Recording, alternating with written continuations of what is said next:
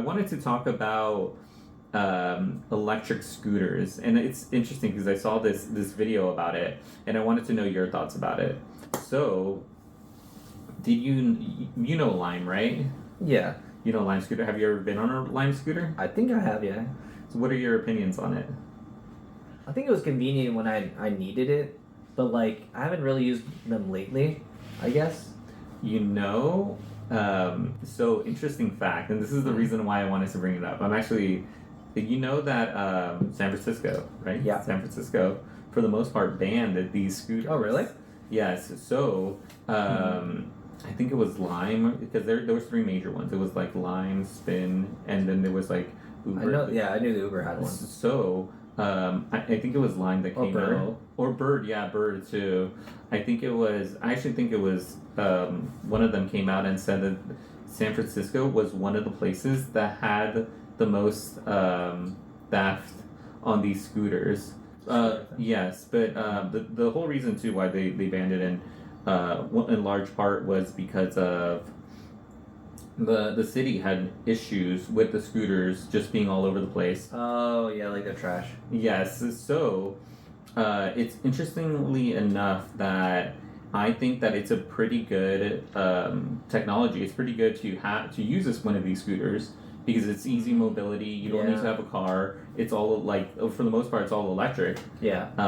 So I think overall it is great, but a lot of cities don't like it. Yeah, I and can see that. the reason why is because first off, there's like a bunch of theft. They just litter them everywhere. But second off, it's not really that profitable. Yeah, it's so I think it was like 45 cents every minute, and it was like $1 to unlock. So it like could add up after a while. Yeah. And I still think it's most likely worth it. For the consumer, for the business. For the consumer, it's good to use it. For the business, they're not making that much money. Because they have to account for all the theft and insurance and all that. Yes, and they have to deal with a lot of regulations for cities. Yeah. But countries in Europe too started banning them for different reasons. Oh, really? Yes. So they cited safety. Safety. Oh, okay, I can see that. So my question to you is that did you ever feel unsafe on one of these scooters? Yes. You did? Yeah. Okay, how? Why? Well, you don't have to wear a helmet or anything. Yeah. And you're driving around like really quickly through traffic and stuff. And it's not like you're being unsafe, but other people on the road are unsafe. Yes. So, so I honestly think that I was reading some of these comments too on these videos, and some guy said it's like, yes, it's exactly as you said, that it's a safety concern to some extent, and not for the fault of the people on the scooters, but it's for everyone else, like the traffic, and because you're weaving through traffic, you're doing all of these things, so it's understandable why, but it is arguable to say that it is better to have these scooters because it's less emissions. Yes. So that's why I was saying it's like, I think at that point you'd have to, I know some places have banned cars for better or worse, like in the downtown, so that you'd have to either walk or like bicycle or something else. So they just stopped allowing cars through. Yeah. So like in those cases, I think like it definitely would work. But if the city is still meant for cars, it might be very tough, especially if you're not allowing the scooters to be on the sidewalk, which is now dangerous to pedestrians. Oh my God! Yes, you're right.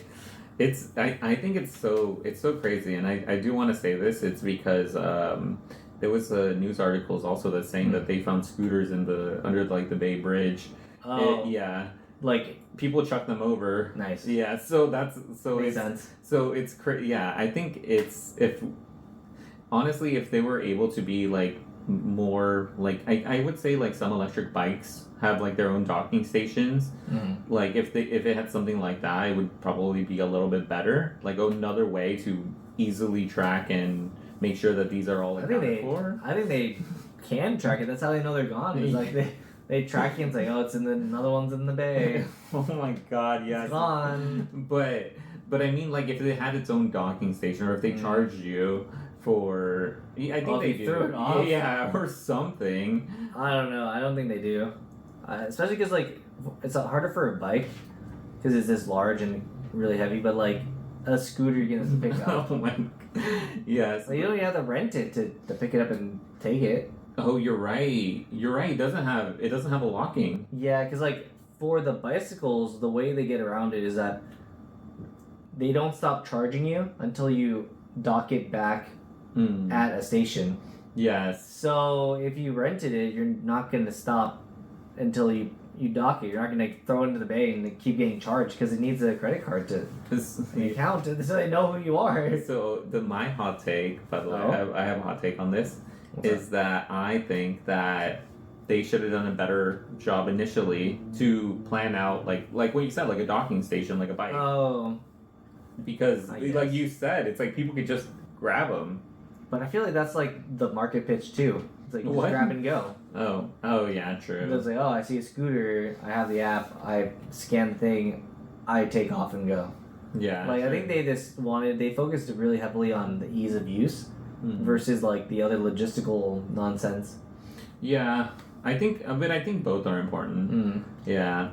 So there's the last bit is that there's this picture or videos of like things when this first like took off where like you're renting bicycles and whatever, and in China they had just mountains of bicycles, like they kept impounding them because they were left like inappropriately left.